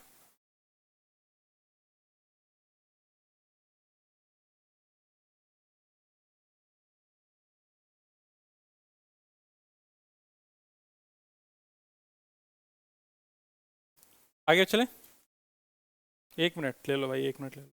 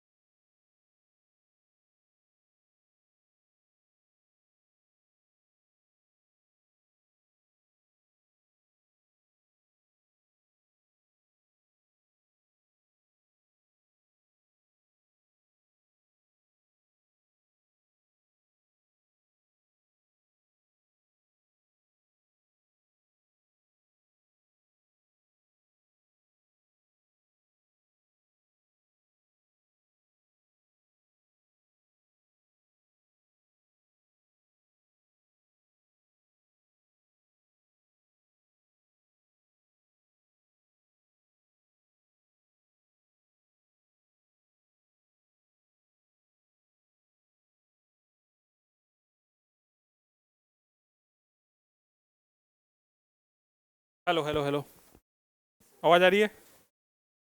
अगला क्वेश्चन, अगला क्वेश्चन कह रहा है कि Galileo in his book two new sciences stated that for elevation which exceed or fall short of 45 degree by equal amounts। ये पता है क्या कह रहा है, इस लाइन का मतलब बहुत खतरनाक है। 45 डिग्री को इक्वल अमाउंट से या तो वो ज़्यादा है या फिर कम है, इसका मतलब वो अल्फा 1 बोलना चाह रहा है 45 प्लस अल्फा, और अल्फा 2 बोलना चाह रहा है 45 माइनस अल्फा। इस दोनों ही केसेस में अल्फा 1 प्लस अल्फा 2 करने पे कितना आ जाएगा, तो इसका मतलब ये कॉम्प्लीमेंट्री एंगल्स हैं, तो इनकी रेंज क्या होगी। इसी बात को कह रहा है कि प्रूव दिस स्टेटमेंट। तो स्टेटमेंट प्रूव करने के लिए अपन को क्या करना पड़ेगा, स्टेटमेंट प्रूफ करने के लिए अपन को फॉर्मूला तो ये ड्राइव करा ही चुका हूं ना, R1 R2 अपन ने ड्राइव कर ही रखे हैं। एक को थीटा माना है, दूसरे को भी एक को थीटा माना है, तो दूसरा कितना हो जाएगा 90 माइनस, सॉल्व कर लिया, आंसर आ गया। ठीक है, तो ये क्वेश्चन भी तुम्हारे एनसीईआरटी में दिया हुआ है, कहाँ गया ये क्वेश्चन, हाँ ये क्वेश्चन भी दिया हुआ है कॉम्प्लीमेंट्री एंगल का। ठीक है, उसके बाद अगला क्वेश्चन है, मैं इसको नहीं करा रहा, मैं करा चुका हूँ। आप लोग घर पे जाके एनसीईआरटी पढ़ते हो कि नहीं पढ़ते? मतलब क्वेश्चंस, थ्योरी तो पढ़ने से कुछ फायदा नहीं है, क्वेश्चंस जरूर किया करो, क्लास तो करनी है। ये अगला क्वेश्चन है, आप लोग खुद करेंगे या मैं करूं? मेरे ऊपर कितना डिपेंडेंट हो तुम लोग। मैं बिल्कुल नहीं चाहता। नहीं मैं, हाँ नहीं नहीं, मैंने ऐसा कब बोला? A hiker stands on the edge of a cliff 490 metre above the ground.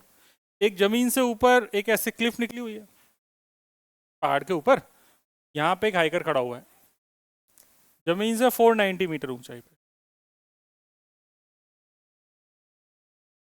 एक पत्थर को फेंकता है horizontally with an initial speed of, एक पत्थर को फेंक दिया इसने 15 मीटर पर सेकेंड, जय हो कल्लू की। Neglecting air resistance, find the time taken by stone to reach the ground. कितनी देर में नीचे आएगा? क्या घटिया क्वेश्चन है, कितनी देर में नीचे आएगा? ये क्वेश्चन अपन कितनी बार कर चुके हैं। T is equal to under root 2h by G, value डालनी है, सीधा आंसर। तो लेकिन अगर आप इसको प्रॉपर करना चाहेंगे तो आप लिखेंगे इन वाई डायरेक्शन, हम लगाएंगे s बराबर U T plus half A T square, फिर लिखेंगे s is equal to minus का 490 मीटर, फिर u इज इक्वल टू लिखेंगे 0, फिर एक्सेलरेशन हो जाएगा माइनस का 9.8 मीटर पर सेकंड स्क्वायर, फिर ये वैल्यूज यहाँ डाल देंगे तो सॉल्व होके आ जाएगा t is equal to under root 2s by ए।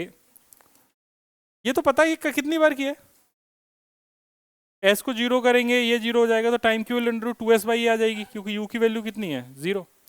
हाँ भाई इसलिए चमका, जब ये पढ़ा रहे थे तब तो थी यहाँ पे। तो माइनस का 490 माइनस का 9.8 माइनस माइनस 10 बोल गए, सॉल्व हो गया। 49 नहीं किया एक्सक्यूज, अब बता। तो ये हो जाएगा तुम्हारे पास, अब मैं क्या बोल रहा था, 98 980 980 डिवाइडेड बाई 9.8 का अंडर रूट, तो इसको एक डेसिमल हटाएंगे तो यहाँ पे एक जीरो आ जाएगा, तो हो जाएगा 1000। 1000 होगा 100 होगा, 100 हो जाएगा, 100 का मतलब होता है 10 सेकेंड, तो 10 सेकेंड आंसर आ जाएगा। ठीक है जी, आसान क्वेश्चन था वैसे तो, कोई भारी काम नहीं था। क्या तुम लोग एक बेंच पे बैठ नहीं पा रहे? आज तो क्या पढ़ा, आज तो कुछ पढ़ा ही नहीं। हाँ,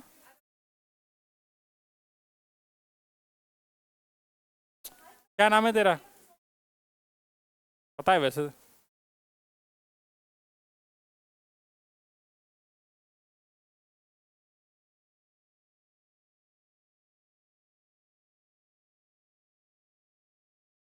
किस चीज़ से खुश हो गई थी? गलती के मैसेज से? ऑल थैंक्स टू इशिता जी।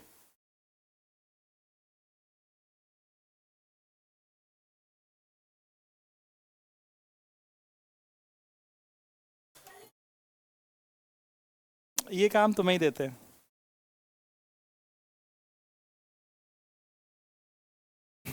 मैं मास्टरों की मास्टर हूं सर।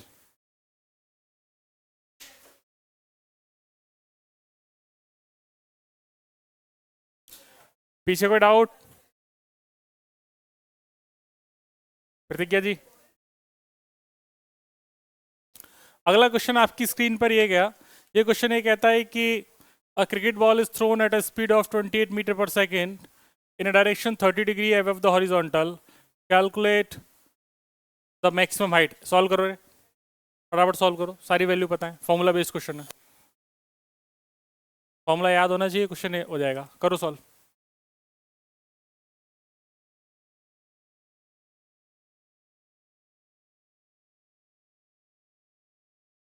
मैक्सिमम हाइट चाहिए, टाइम ऑफ फ्लाइट चाहिए, और तीसरे वाले में रेंज चाहिए। ठीक है, फॉर्मूले तीनों याद है तुम्हें? कुछ लोग फॉर्मूले की लिस्ट अभी निकाल के देख रहे होंगे क्योंकि याद नहीं होगा, कुछ लोगों ने लिस्ट ही नहीं बनाई होगी अभी तक। अब समझ में आ रहा है, हमेशा संग रहनी चाहिए। धीमे धीमे तुम मेरी बातों से इत्तेफाक रखना शुरू कर दोगे जब मैं बोलता हूँ कि लोग ऐसे प्लेट के बाजू में रख के खाना खाते हैं।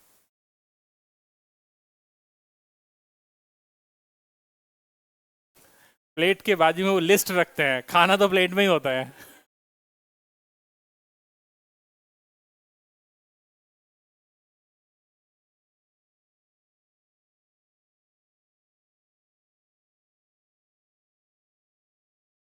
फ्रेम ऑफ रेफरेंस का अंतर है।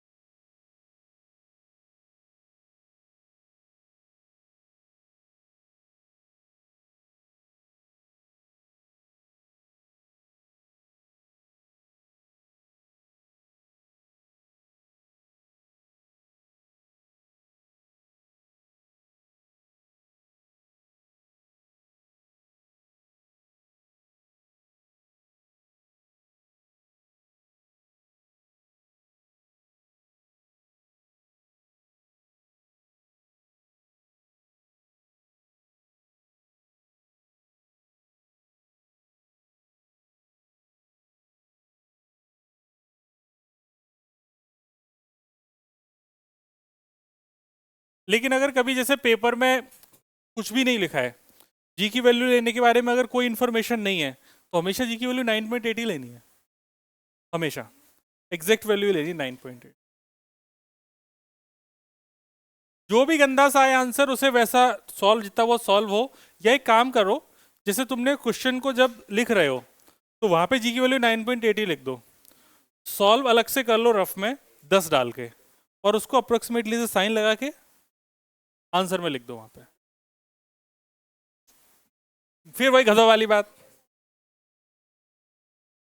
एक पत्थर को हमने यहां से फेंक दिया जिसकी स्पीड है 28 metre per second, angle 30 degree है। उधर कोई बच्चा तो नहीं बैठा उस साइड, देखना। अरे उधर जगह है ना? नहीं है, ठीक। तो मैक्सिमम हाइट की बात करी गई है, तो U square sine square theta upon 2g, मतलब 28 का स्क्वायर इंटू साइन 30 का स्क्वायर अपॉन 2 इंटू 9.8। तो 28 का स्क्वायर इंटू 1/4, 2 इंटू 9.8, इसको सॉल्व करके जो भी आएगा वो आंसर है। इससे आगे आप लोग कैलकुलेटर का इस्तेमाल कर लीजिए। टाइम बराबर यहाँ पर फॉर्मूला है 2u साइन थीटा बाई जी। बेटा चौंच नहीं चला, चौंच सिर्फ मैं ही चलाऊंगा अभी। साइन 30 बाई 9.8, तो 28 दूनी 56 होते हैं, इंटू 1/2 इंटू 9.8। तो वैसे तो ये हो जाएगा 28 अपॉन 9.8, लगभग 2.8 हो जाएगा। और इसका तीसरा पार्ट है जिसमें उसने रेंज पूछा है, रेंज है U square sine 2 theta by G. तो यू स्क्वायर मतलब 28 का स्क्वायर इंटू साइन 60, जी की जगह 9.8, मतलब 28 का square into sine 60 is under root 3/2, और नीचे आ जाएगा 9.8। मेरा ऐसा मानना है कि इससे आगे आप लोग सॉल्व कर सकते हैं। करिए सॉल्व। कितना आ रहा है पहले का आंसर? पहले का कितना आ रहा है? इसका 9.8 आ रहा है। 10 से करें तो कितना आ रहा है? 9.8 आ रहा है। 9.8 से कर रहे हैं तो 10 आ रहा है, परफेक्ट। 10 मीटर 9.8 से बताओ, शाबाश बस। और यहाँ पे टाइम, इसकी वैल्यू कितनी आ रही है?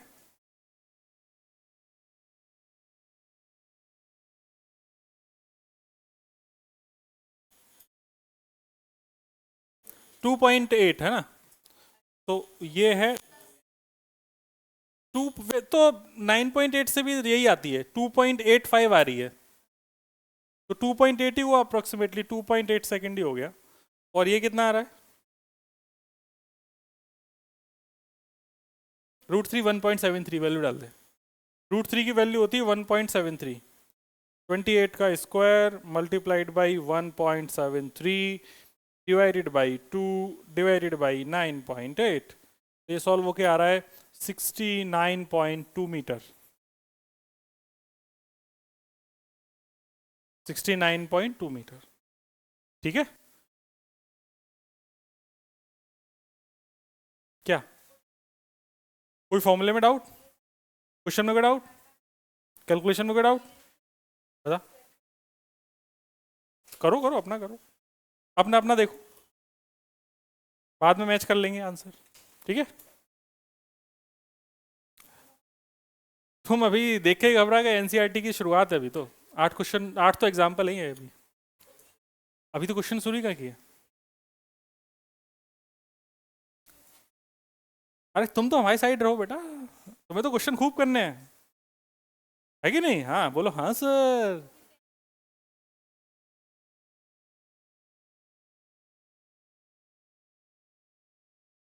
कितना आंसर है?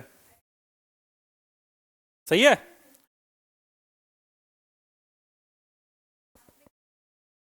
इतने सम्मान से आपने काटा है, वाह वाह।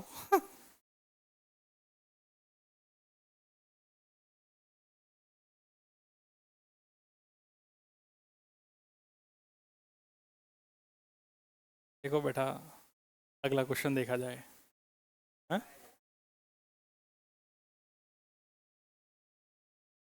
तो दीदी के एक कान बंद कर दो, फिर एक बार आवाज आएगी। क्वेश्चन नंबर 3.9 की तरफ आएंगे।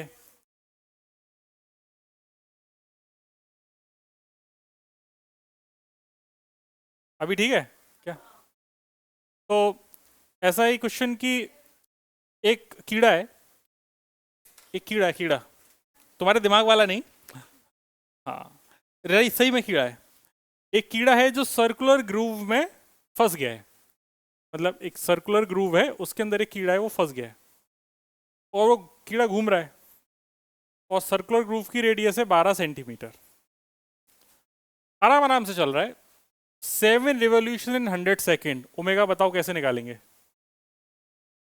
क्या लिखा जाए, क्या लिखा जाए? गधों, इससे ओमेगा निकालना है, तुम्हें बताया था ना, अभी ये क्वेश्चन कराया था। क्या लिखा जाए? 7 रिवॉल्यूशन अपॉन 100 सेकेंड। नीचे तो चेंज करने की जरूरत नहीं है, ऊपर है, तो 7 into 2 pi radian divided by 100, तो ये हो जाएगा तुम्हारे पास 7। देखो इसको ऐसे करो, ठीक है, एक चीज और सिखा रहा हूँ। 7 इंटू 2, पाई को तुम लिख सकते हो 22/7, हाँ या ना, 3.14, और नीचे तो 100 है ही, तो देखो 7 से 7 कट गया, तो 22 दूनी 44, तो मतलब ये हो जाएगा 0.44 रेडियन पर सेकेंड। समझ गए बात? कैलकुलेशन की एक छोटी सी बात है। फिर दूसरा, अच्छा ने पूछा क्या है, पहले में ये पूछा है एंगुलर स्पीड, तो हमने तो डायरेक्टली निकाल दी, कोई टेंशन की बात नहीं है। फिर दूसरे में क्या पूछा है, दूसरा पार्ट में पूछा लीनियर स्पीड, तो linear speed v is equal to omega हम पढ़ रखे हैं, तो हमको यहाँ पर ओमेगा की वैल्यू हो गई 0.44, और रेडियस है 12 सेंटीमीटर, सेंटीमीटर को किस में कन्वर्ट कर लेंगे? मीटर में, तो वेलोसिटी किस में आ जाएगी? मीटर पर सेकंड में।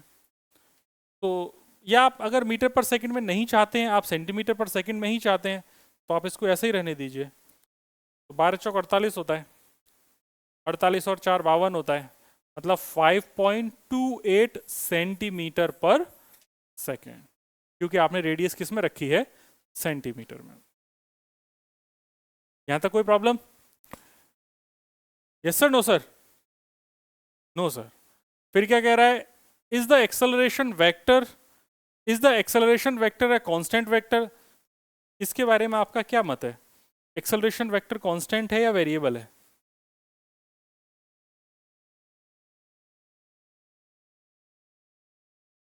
देखो सुनो, तुम बहुत बहुत भोले बच्चे हो, क्योंकि तुम सुनते नहीं हो और सोचते तो बिल्कुल भी नहीं हो।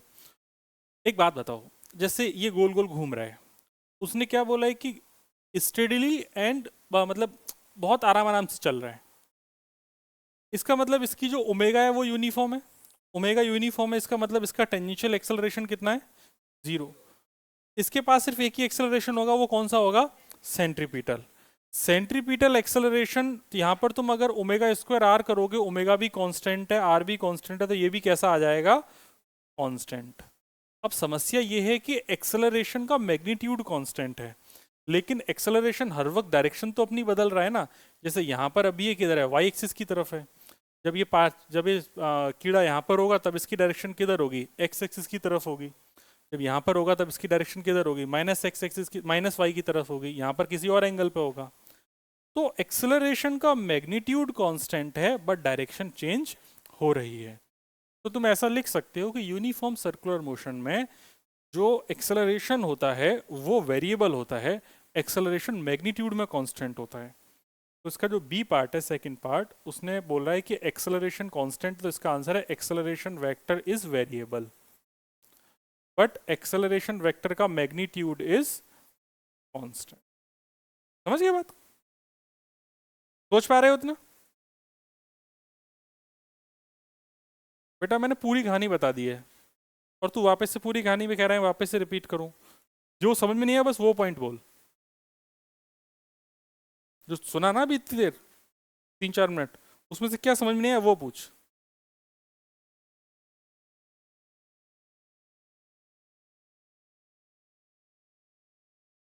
मैग्नीट्यूड कांस्टेंट ऐसे है क्योंकि इसको चेंज करने के लिए मैग्नीट्यूड को, क्वेश्चन में ऐसा कुछ भी नहीं बोल रखा कि इसके पास कोई भी टेंजेंशियल एक्सेलरेशन है। जब उसने टेंजेंशियल एक्सेलरेशन ही नहीं बोला तो इसका मतलब मैग्नीट्यूड ओमेगा का चेंज नहीं होगा। अगर इसका एक्सेलरेशन टेंजेंशियल नहीं है, इसका मतलब वेलोसिटी चेंज नहीं हो रही, वेलोसिटी चेंज नहीं हो रही, इसका मतलब ओमेगा चेंज नहीं हो रहा, मतलब स्पीड चेंज नहीं हो रही, इसका मतलब ओमेगा चेंज नहीं हो रहा। ठीक है, पक्की बात? तुम दोनों क्या कर रही हो यहाँ पे? चित्र बना रही हो क्या? शर्म नहीं आती?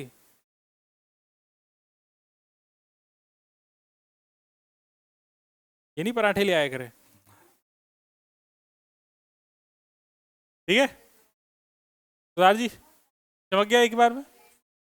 पक्की बात? तो अच्छे से मंडी ला। हाँ, स्लो मोशन में घुमा रहा है। प्रोसेसिंग करो, करो प्रोसेस करो। आंटी चुप रहेंगी, अगला क्वेश्चन देखेंगे। तुम लोगों को एक्सरसाइज के 1 से लेके 7 क्वेश्चन मैं पहले करा चुका हूँ, इसीलिए एक्सरसाइज के वो सातों क्वेश्चन मैंने यहाँ पे नहीं डाले हैं। यहाँ पे शुरुआत मैंने 8 से करी है। आप लोग शुरू कीजिए, इस क्वेश्चन को देखिए।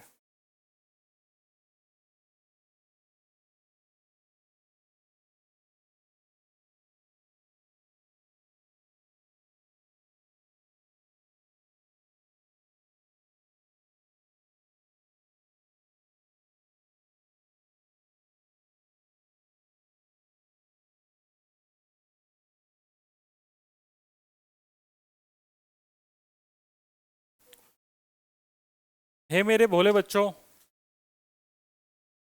अच्छा ओ सॉरी,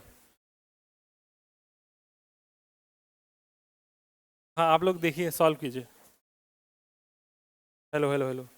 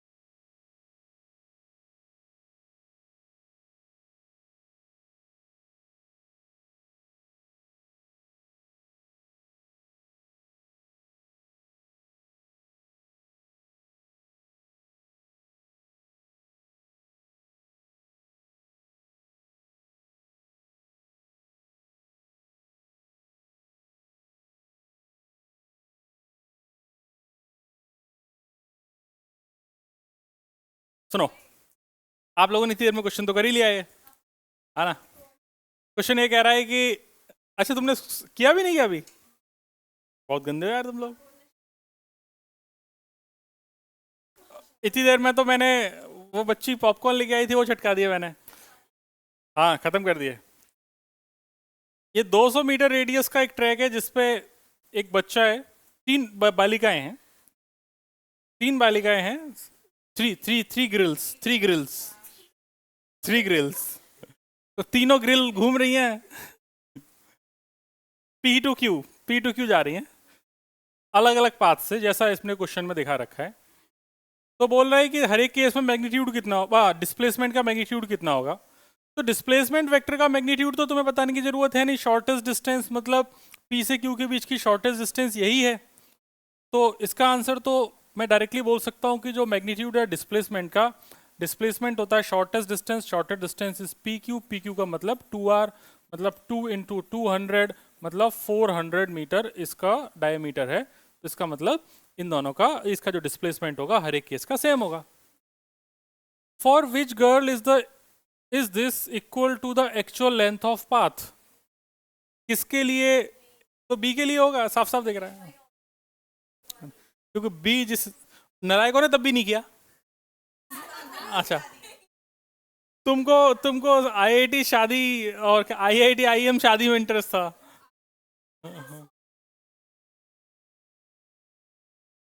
उसमें एक्चुअली बहुत चीजें थी, बहुत चीजें, लेकिन हम किस चीज से रिलेट कर रहे थे वो मुझे नहीं याद है। हाँ, अगला क्वेश्चन देखते हैं। मुझे सिर्फ मतलब की बात ही याद रहती है। मतलब की बात यह है कि अगला क्वेश्चन 3.9 है। 3.9 ये कहना चाह रहा है कि एक साइकिलिस्ट है जो, अच्छा मैंने चित्र भी बढ़िया बनाया इसमें, हाँ ये मैंने बनाया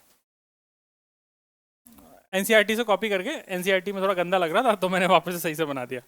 एक क्वेश्चन में दिया हुआ चित्र है, और कौन बनाएगा?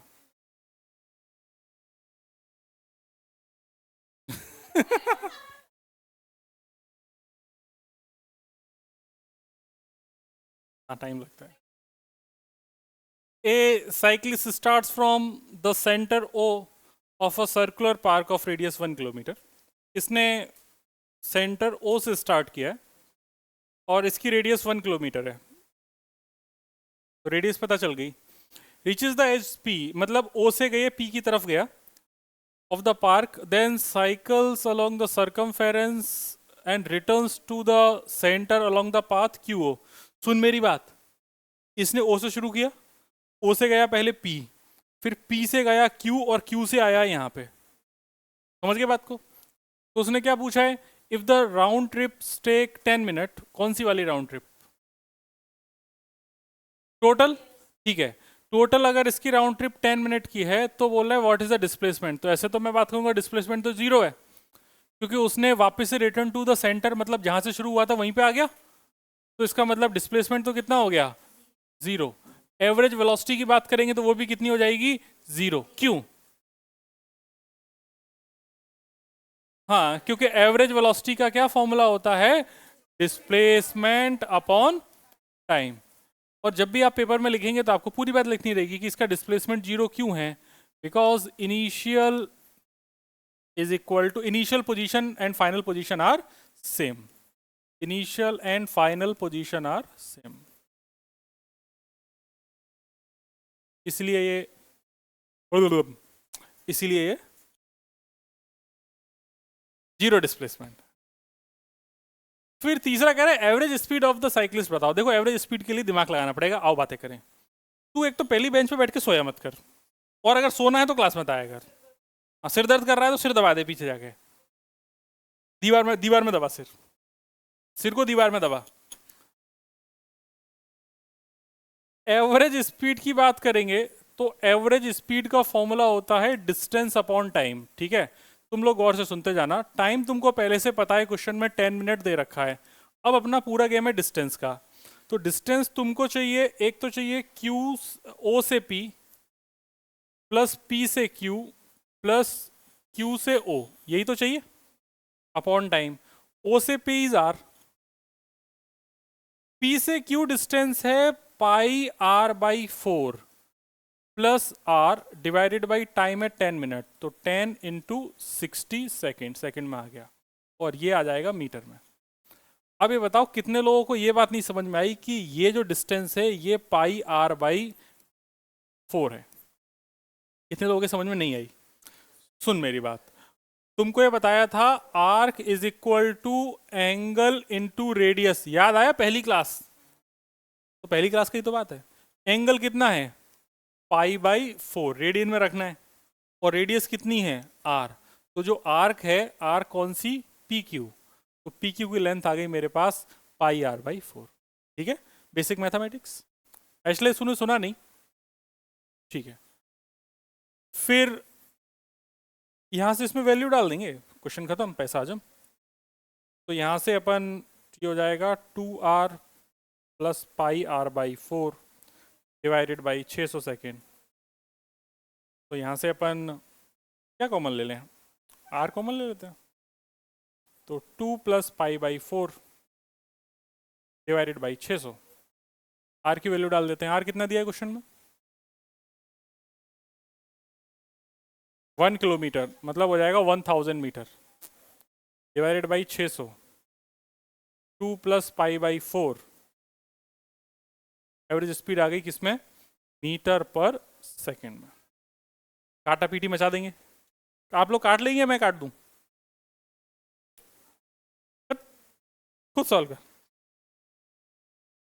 वैसे भी दुनिया तो एक दिन काटनी है सबका। हाँ, तो इस प्रकार आज की क्लास समाप्त करते हैं, हम फिर मिलेंगे, तब तक के लिए शुभ रात्रि, शुभ बखैर।